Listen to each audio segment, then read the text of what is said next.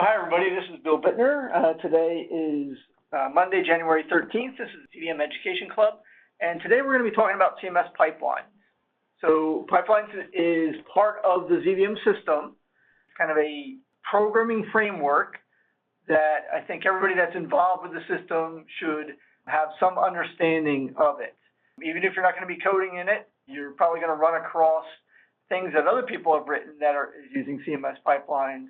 And or there's a number of our utilities and productivity aids that ship with CVM that use CMS Pipelines itself. Right, so we're going to walk through it. I have some charts here that I'll also put in the box folder, but I'll be flipping back and forth a little bit between a 3270 session and just showing you some things there, as well as these charts. As I said, CMS Pipelines is a framework. As you're going to see, it's made up of a series of programs, arguments to those programs or stages, and then what we call a stage separator. So just sort of like plumbing or pipelines in general, they're made up of a series of pieces of pipe that are connected in different ways. So we're going to look through that and understand that. The data that's going to flow through your pipelines can come from all sorts of places. Right, we're going to see some cases where it's just a constant that we're plugging in there.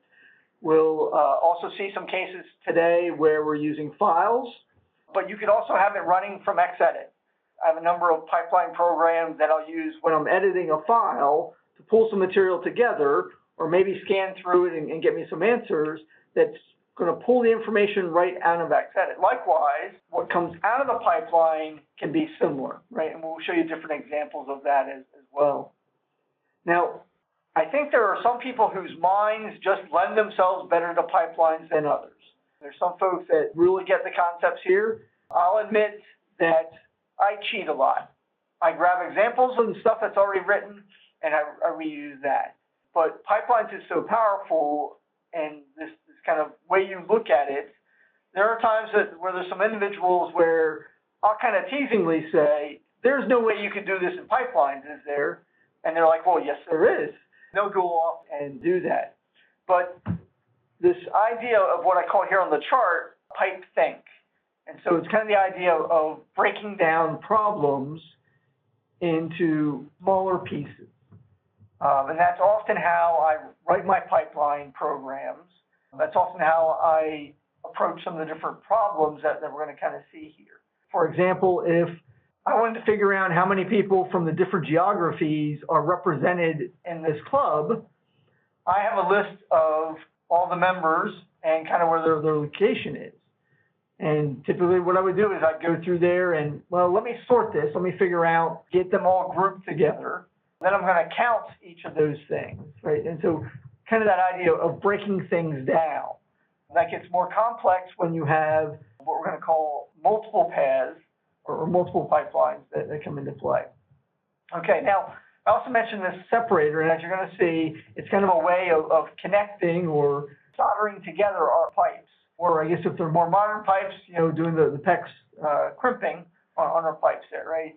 And so that's the vertical bar. There's other ways you can set it up, but the most common thing that everybody uses is the vertical bar character. And so you're going to see that in our examples here. Right, so as I mentioned, it's going to be a series of stages or programs. It's going to be kicked off with a CMS command called pipe, or most typically, this is the way we're going to kick it off. And then the power of it comes in that we're going to be tying multiple stages together. And they're going to, again, be tied in with this separator, the vertical bar. And with many of those stages, we're going to be passing arguments or parameters to it. And so that's how we build things together. Now, as you'll see, when I'm building my pipe programs, and it's going to be a 30-stage pipeline, I usually don't start with 30. I usually start with 2 or 3, and I start adding on and validating, okay, am I getting the data in the flavor I want after stage 3? Then I'm going to add stage 4, and that's kind of how I build these in general. Now, sometimes if I'm cheating and grabbing a program from somewhere else, I'll take some shortcuts and some things like that. One of the things that I probably should have mentioned earlier is we use pipelines because of its effectiveness. We also use it because, as you're going to see, it's relatively easy to develop, but also it's very fast. So, with my background in performance and crunching numbers, a lot of times I'm dealing with lots of data. And so there are times where that's very important here. The example I gave early on about the list of members, even though that member list keeps growing, that's only like 120. A lot of that we could do close to in our head. But if, say, I'm looking at TR source data or the CP trace table, that might have hundreds of thousands or millions of entries. I want something that's going to be fast and scales well with that. And that's something that Pipelines does very well, both from a path length perspective as well as a memory perspective. Okay, so let me flip over to a 3270 session. Right, and so as I mentioned, we start off by calling this with pipe, right? And one of the first programs we all create when we're learning a new language is Hello World. Right, so I'm going to use the stage literal here, which means literally whatever follows that is going to flow into my pipeline. Right, so I'll use my vertical bar to connect this into the next one. And then another stage that's very handy is cons for console. That just says whatever's flowing through the pipe, I'm going to throw out on the console.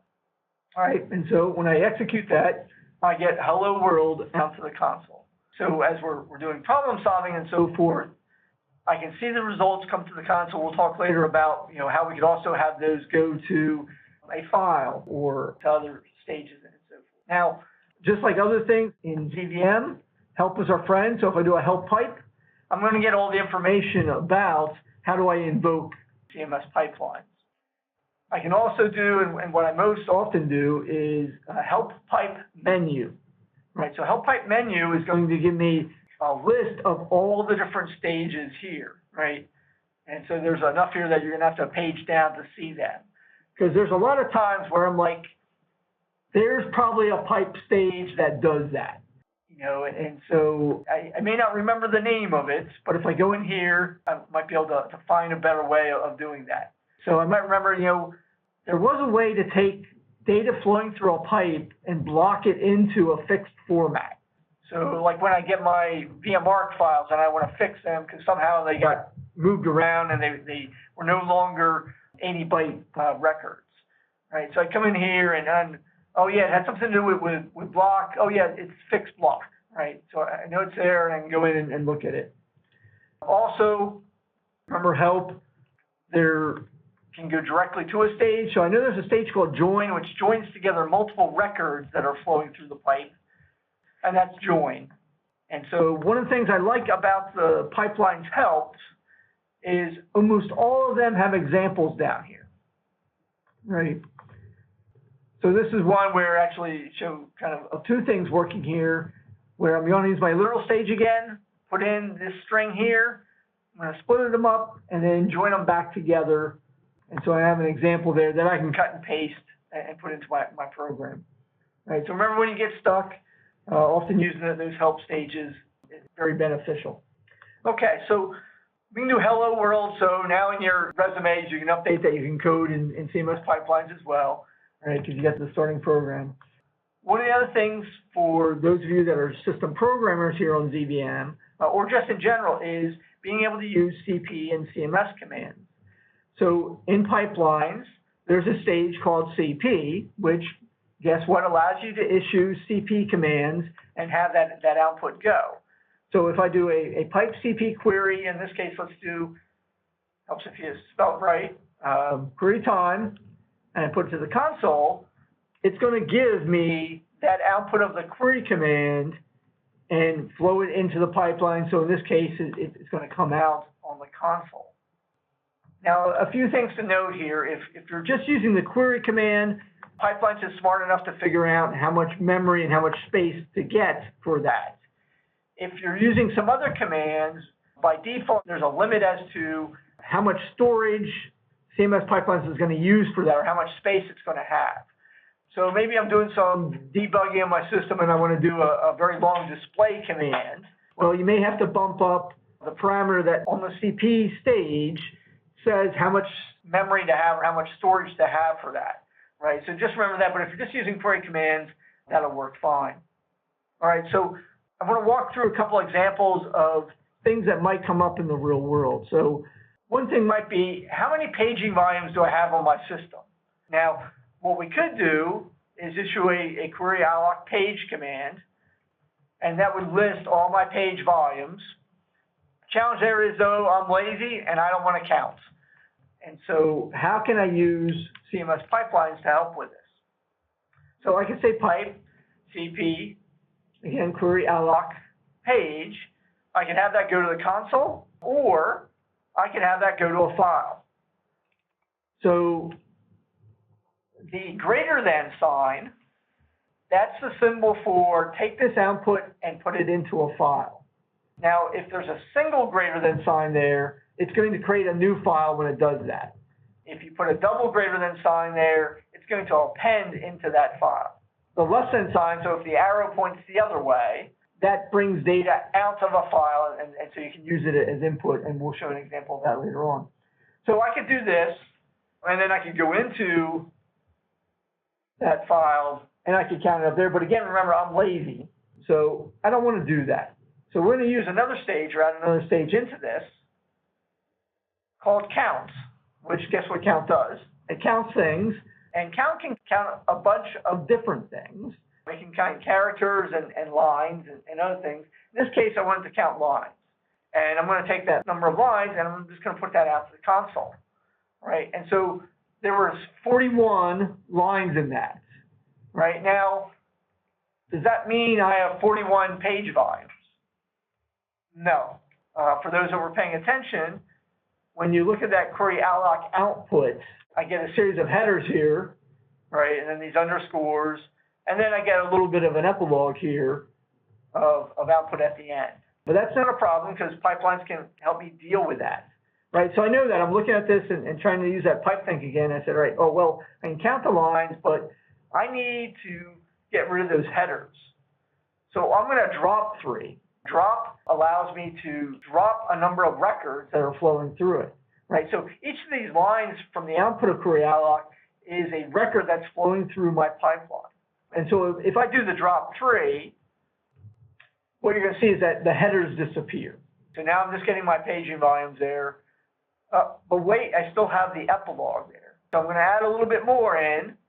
There's another parameter to drop called last, right? So instead of dropping by default the first records, I want to drop the last records, and happen to know that there are 3 records or lines in that output. So now if I do that, I'm going to get just those. And if I add back in my count lines, right, now I get 35, right, which is the number of page volumes. I happen to be on GDVM7 here, so I have that. Now, I can also put that into a file. I can do different things with that. We'll show you a little bit later on how we can also use that to do other things in a program, right? But I just wanted to give you an example of how I might use something like that. And so, again, pipelines in this framework is really helpful for those sort of one-off things. You might use it for things that you're going to do every day, but I tend to use it a lot for those little things that pop up where I want to solve a problem and there's not something already there for it. So another problem that we thought of that might be kind of interesting is, remember from earlier sessions here, we had that concept of virtual devices and real devices, right? And with our second level systems, we talked about how in some cases we have different virtual devices on different real devices. Wouldn't it be cool, maybe just for my disk devices, to figure out, well, what real devices am I using for all my virtual devices? So if I do something like query virtual DASD, I see that my virtual devices that are here, so my virtual device number is in the second column here. And then down here is my real device for that. And so I want to sort of get a sense of what all real devices for a virtual machine are in play or are used here. And this could be for any number of reasons, right? You know, somebody may come and say, real device 6041 had a problem. Let me know if that affected you. Well, this is a way to try to find out some of that kind of information. Or maybe I'm moving my virtual machine. I want to know what devices are there. So we're going to introduce a new stage here called spec. So SPEC, which is probably one of the most powerful stages in pipeline. and there's a lot it can do, so we're just going to scratch the surface of that, but I want to show you kind of the concepts of it. Again, it's another good one where you can steal examples, including the one that I'm going to give you here. So remember this query virtual DASD. So some of the key information was the second column here, and then this 1, 2, 3, 4. The 10th column out here, which is where the real device is, right? So I'm going to use that CP stage again. I'm going to say query virtual DASD. I'm going to use spec, right? And now spec allows you to grab a series of fields from records, in some cases do things to them, and introduce them in the output records in different ways. So a really simple example of that is I'm going to take word 10. So I started out with a W for word. So the 10th word there, I'm going to put that in column 1 and just put that on the output, right?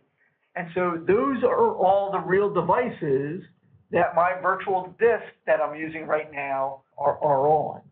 So, and I can do, again, things like counts, count lines, console. I see there's 22 there, right? Different things of that nature. Now, one of the things, though, is some of my mini disks are small enough and set up in such a way that for some of these real devices, they have more than one mini disk on it.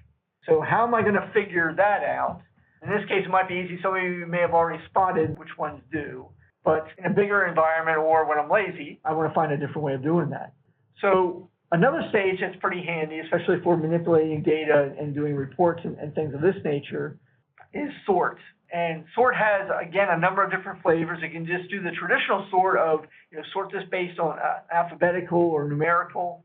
I'm going to use the parameter, though, on sort called unique, which says, just get me the unique entries or unique records and put them out. So if I do that and do count lines to the console, I see there's really only 21. So one of those volumes is duplicated there, which in this example I don't care too much about, but there might be cases where I want to know which is that device that has multiple mini disks on it. So we can do some other things there. Let me change this a little bit. I'll tell you in a second. I want to take that word 10, which again was the real device, and now I'm just going to move it over one character. So it's going to start in column 2 now, the output, when I do that. And I'm going to do sort count instead of sort unique. Right? And in this case, let me put this in a file.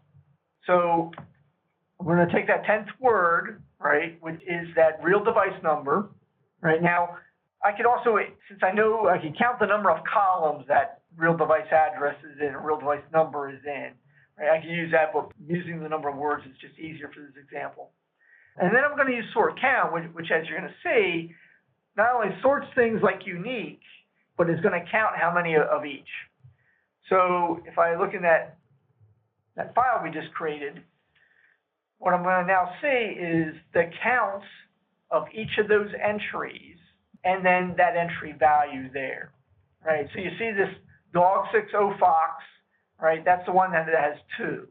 And so this can be really handy, especially when I'm dealing with large numbers and so forth. There'll be things like, perhaps I'm looking at a performance problem. I know it's in CP. I grabbed the CP trace table. I did some things to pull out just the module call entries.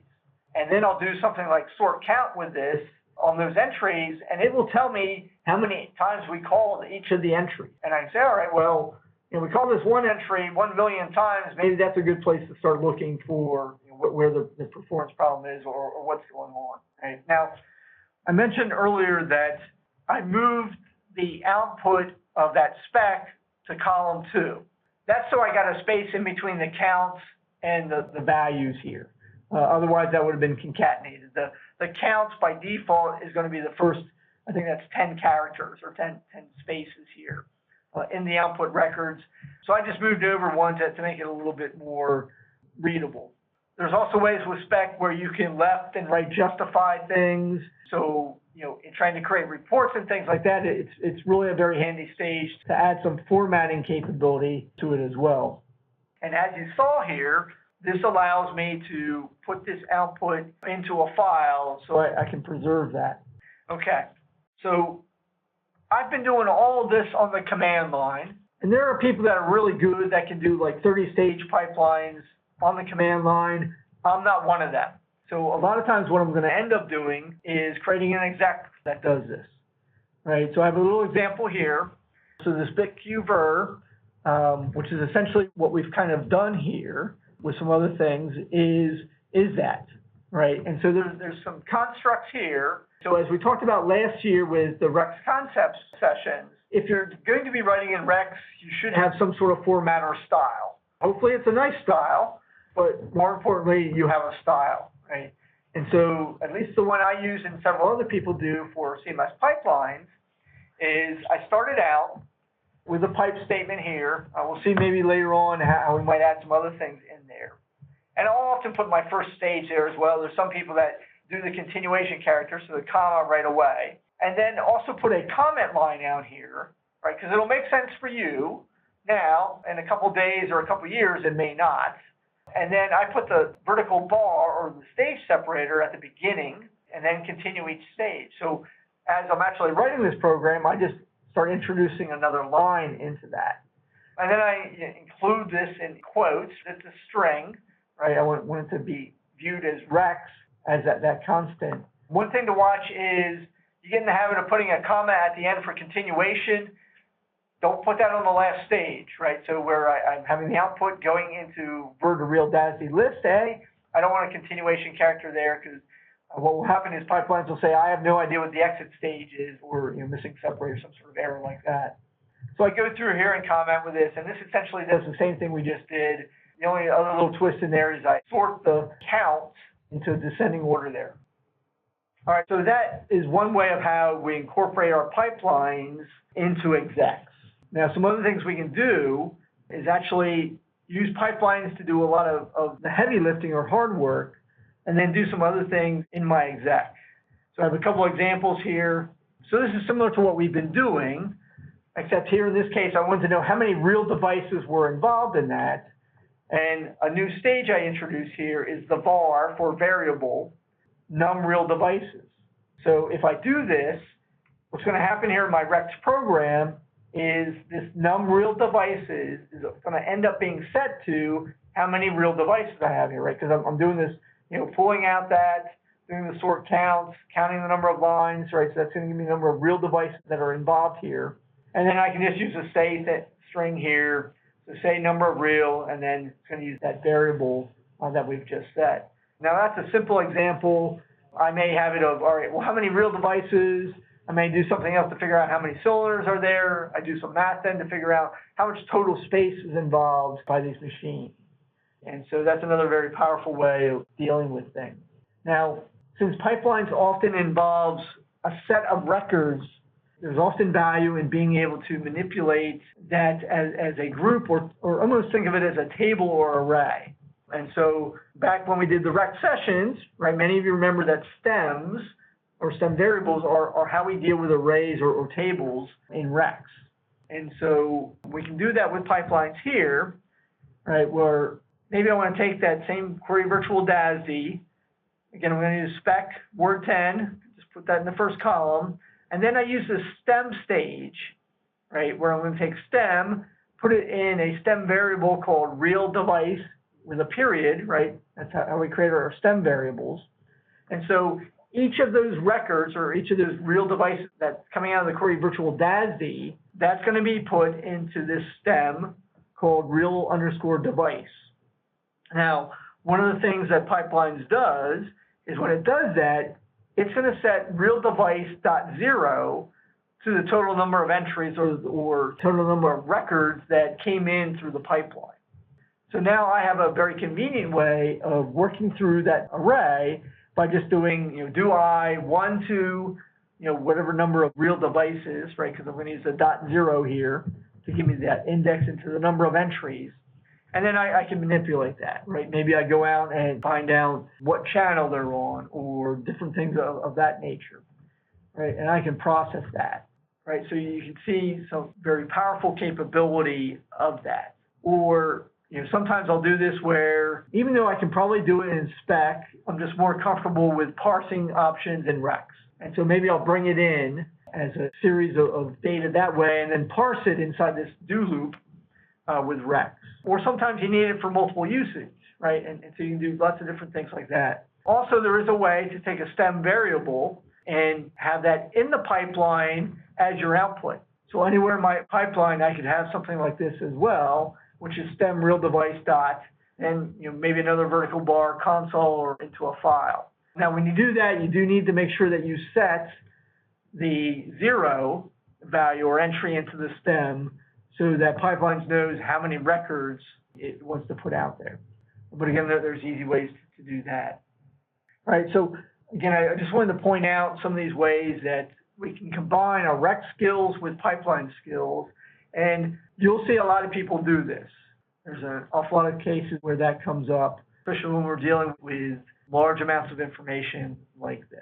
And again, you just kind of use that pipe think kind of approach of pulling things together.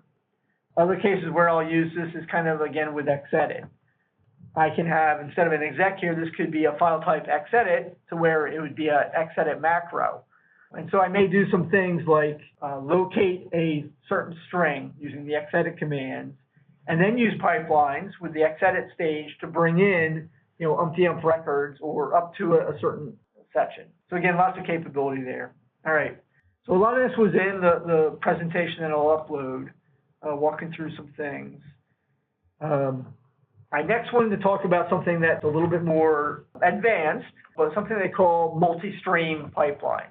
So just like in the real world, sometimes plumbing doesn't involve one straight line of pipes, right? I'm not always taking it right from the well or right from the line coming in from the street to just a single thing.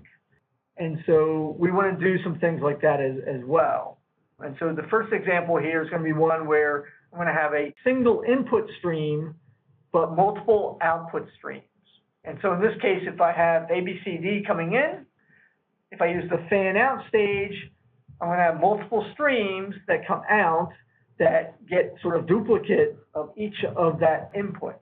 So whatever falls out of fan out, each of those stages or each of those streams are going to have that same content. And so this is powerful if I want to do the same thing, but with slightly different changes in multiple ways. Now, when we start talking about multi-stream, you'll hear some different terminology like primary and secondary streams. So I might have a primary input stream and a secondary input stream. Primary, secondary, tertiary, I don't know what comes after tertiary, but multiple streams that can be going in multiple ways. And so this is where examples are really helpful. I'll show you in a second how we kind of glue these together, right? Because up until now, we had those connectors, the vertical bar, that sort of gave me a single line through my stream. We're going to want to do some things differently. So there are people that can do this on the command line. Again, I'm not one of them. One of the things that we're going to use to mark ends of streams or how we connect things is with an end character. I tend to use the question mark. Other people have different standards for that. The other thing we're going to do is introduce here is something called labels.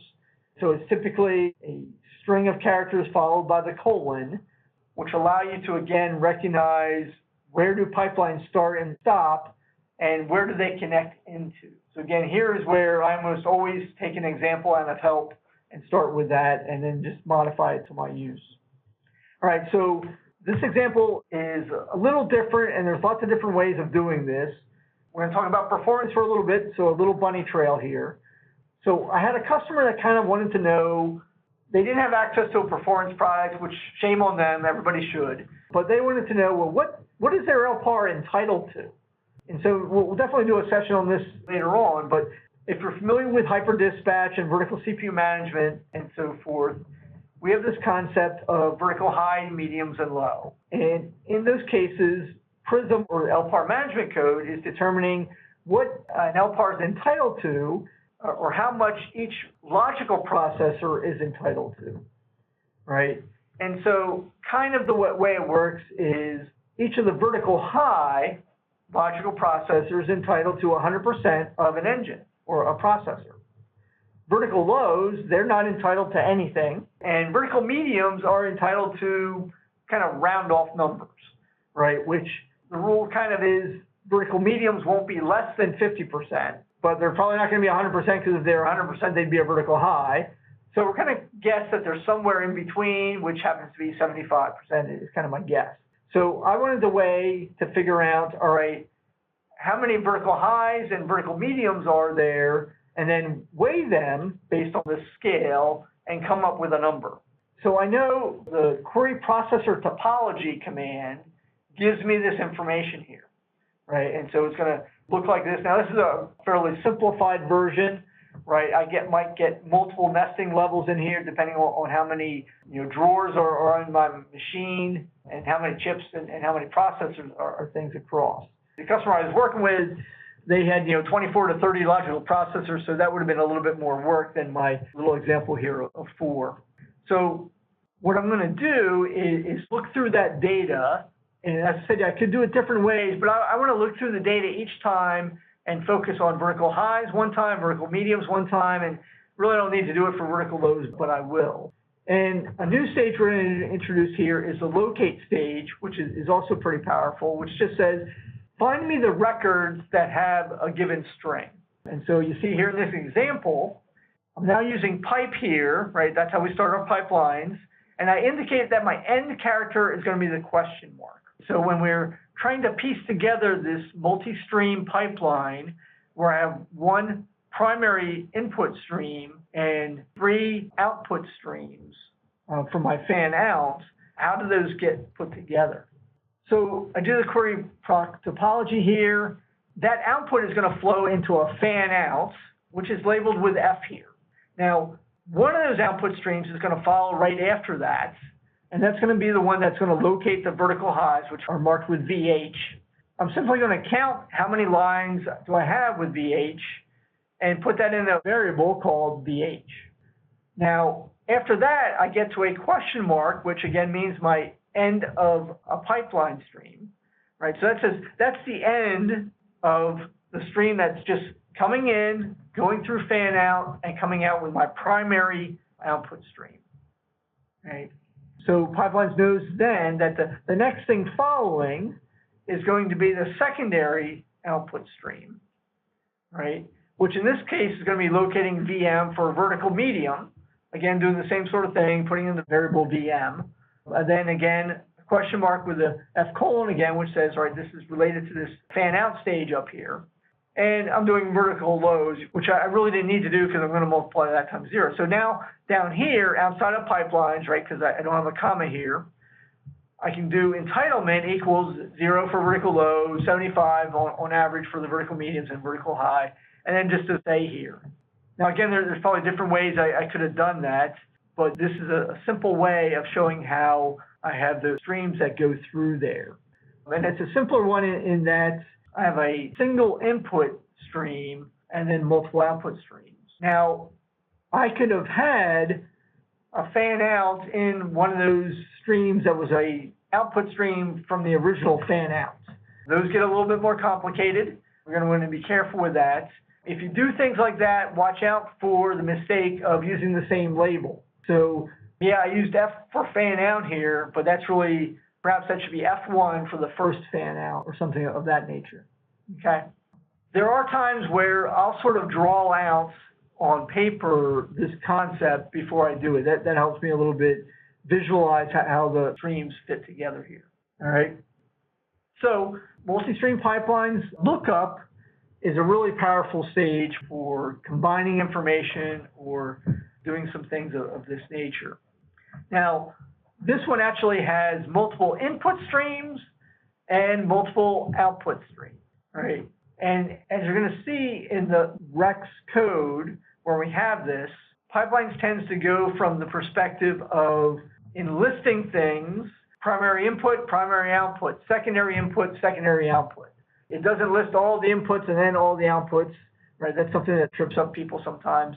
I don't know why it does it this way, but that's the way it does it. So in this case, our 2 input streams are going to be a set of details. So this might be a whole set of records on people and their addresses and so forth. And then our master or keys stream is going to be a set of things we want to look up or master index type things. So maybe this is cities that are affected by a power outage, right? And so we want to find out who's affected by a power outage. And so on our output streams, those would be in the stream called matching records. So if we get a match between the details coming in and the lookup keys or the master keys, the first stream is going to include those. If there's a record which doesn't have a key matching it, that's going to be in the secondary output, so this unmatched details. And if I have a city where nobody lives, apparently, that's going to be in this third output stream here, the unused master keys. Now, example I'm going to use here, and it's kind of a little gimmicked, so these aren't the actual APAR numbers, but let's say I want to know what service do I need to run on a given piece of hardware. And maybe somebody's going to give me a file that includes those APARs, but I want to see if my system actually has that support. And so what I want here is one of my input streams is going to be what support, what service, what APARs have been applied to my ZVM system, and which ones are required. So coming out of that is going to be, all right, this is the service that I needed and is actually on. The secondary output stream is going to be, this is the other service that I happen to have applied but isn't really there. And then most importantly, the third stream is going to be, what were the keys that weren't used, right? Or which of that required service, which is going to come in as this file here, am I missing? And so I now have a list of what I need to apply to my system to use this hardware in question. So the way we're going to go about that is my list of APARs is going to come from a file here, which I just have a list of, in this case, just 6 APARs that I mentioned. To make things easier in the example, I use the query command for CP service. And there's lots of different options on this. To make it a little bit more manageable when I was playing around with it, I picked APAR. So I could ask for PTF numbers or I could ask for APAR numbers. I chose to ask for APAR numbers, so I start out VM6 something. I'm going to have this coming in. So if you haven't done this, APAR, right, I get that whole string of stuff that's coming out. And so I know in the first column here is going to be that actual APAR number, then followed by the PTF. And these are all the ones that are applied on the system that's actually running here on VM7. All right. So then on the output streams, again, that first one are the matching APARs. I'm going to keep that in file. APARs that aren't of interest, so they don't apply to my hardware, I'm going to use another stage there called hole. Right, so think of it, it's just a hole in the ground, it's a hole in the bitverse where we'll throw things away. And then another file where I'm going to keep the APARs that are missing. So in the example, I already showed that. Now, one of the things that we're going to have to do first is for that master or keys file, it's expecting an individual record for each of those APARs. Right, so what we're going to do when we process that is I'm going to use split. So by default, split's just going to split things based on spaces there. And so what had been a whole string of APARs is going to end up being a set of records with that APAR number being starting in column 1, right? So that's going to line up really well with the output from query CP service. And so here's kind of our pipeline. So again, I have my end in here with the question mark. And now my primary input stream is where I'm going to start. That's going to use CP, query CP service, right, just as we talked there. Remember there's a header line there? I don't really want that, so I'm just going to drop that. And then I'm going to go into that lookup stage with the L label here. And I'm going to do lookup from starting in column 1 for 7 characters. We'll come back and talk a little bit more about the sort unique here. But this is going to be my primary output stream. Again, those are the ones that are matching. And that eventually is going to go into this applied APARs file. Now, I hit a question mark down here, which means, okay, that's the end of one of my stretches of pipeline. This is my secondary input line. So again, I have the less than sign, which remember that says that's how I read from a file. So I happen to have a file out there called required APARs, file mode A. I'm going to run that through split, which again, that took the 6 APARs that are all on one line and made it 6 lines with 1 APAR. And that's going to flow into label L, which is my lookup. So I now know that my inputs into it are the query CP service here, and the file, which has been manipulated here, from this. So next, remember I go primary input, primary output, secondary input, secondary output. So my secondary output here is going to be those ones that didn't match or leftover details, right? So it's an APAR that we've applied, but isn't part of the required list. And I'm just going to throw that in the hole here, right? I just tend to do it this way because it's convenient. If I want to go back and do something with that later, I can replace whole with something, right? And then there's no tertiary input, so the next string in here, again connected to the lookup, is going to be my missing APARs. And so APARs that were listed in the master file that aren't in query CP service, those are going to end up in this file called missing APARs, right? Now, I did something a little different up here I wanted to go back to. So if you remember lookup, it has matching records here. So what that means is what goes out through that stream, that output stream, is both the details record and the matching keys record. And so for every APAR that I have in there, I'm actually going to show it twice. So that's why I do this sort unique 1 to 7. So I only want the unique APARs there, so I can essentially drop the master, right? There'd be other ways of doing that. You know, I could do a join and a chop, or I don't know, lots of different ways, but I just chose to do it this way. So this, again, is a way to look up, you know, what's missing, lots of different capabilities for that. There are times I'll use it for, let's say, looking up something that is a trace ID number. I don't have all the trace ID numbers memorized. So maybe I have a file somewhere that translates those into something I know in terms of a free call or a fret call, different things like that. Or maybe I have zip codes and their city names or whatever. This is a way of doing lookup with that information. So that's kind of advanced. Again, here's just an example of that output from the matching ones. This would be from the query CP service, and this is the matching one, so I want to be able to drop that. All right. You can write your own stages. So even though Pipelines does almost everything, sometimes you might want to create something yourself. That's pretty straightforward. A few things to note there is the file type is going to be Rexx. So you still write in Rexx, but you call it a Rexx. So in this case, there isn't a pipeline stage to convert inches to centimeter, at least not that I can find. So I created this little I2C Rexx. And so what I'm going to do here is do forever. Right, so it's just going to keep grabbing stuff until I run out of records. And so in this do forever, I do a read to next record. Right, so I'm going to grab what's in the pipeline. If that's not a zero return code, then I get out of the do forever. Otherwise, what's coming in is going to be my inches, and then I just convert centimeters, inches times 2.54, and then I'm going to use the output command in here to output into the stream both the inches and then the centimeters. So if I run this little example here, pipe literal, right? Remember, literal just passes in literally what I follow there. So I have these 4 values here. I use split, right, so that each of these becomes its own individual record. That's going to run into my I to Charlie stage here that I wrote, and it goes out to the console. So it's going to take the 1.3 and convert it into centimeters. Now, if I was better, I would have formatted this some way, right, justify it and things like that. But now you can see those sorts of things. So that's sometimes convenient to do little things like that. Even there's some times where, for readability, I might use something like this as opposed to something built in, right? But lots of capability from that perspective. There's other things that you can do that we won't have time to cover today.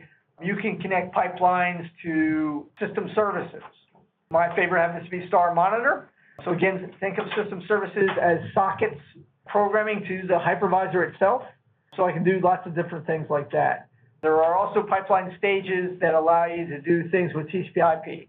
So you can write clients through this. You can grab things through the internet that way as well. Require a little bit of setup, but you can do those things there. So for time, I can't cover this example here, but it's just one of manipulating monitor data through a little pipeline stage or pipeline program, right? Okay. A lot of other information out there. Again, as I said, you don't all need to be programmers that can do multi-stage and multi-stream programs, but having an idea of how this stuff works can be really convenient. Rob Vanderhey has a little blog out there which is really into this, He'll help you, look at some of these things in a different way, in kind of that pipe speak. There also is a mailing list just for pipelines that you want to look for. For those of you over the US side, there is a flavor of pipelines that runs in TSO that you may want to look at. I'm not really familiar with it, but I can point you to people that are. Thanks, everyone. Thanks for watching. If you enjoyed this video, don't forget to like and subscribe to see more videos like this one. Have a suggestion for another video topic? Feel free to leave a comment below.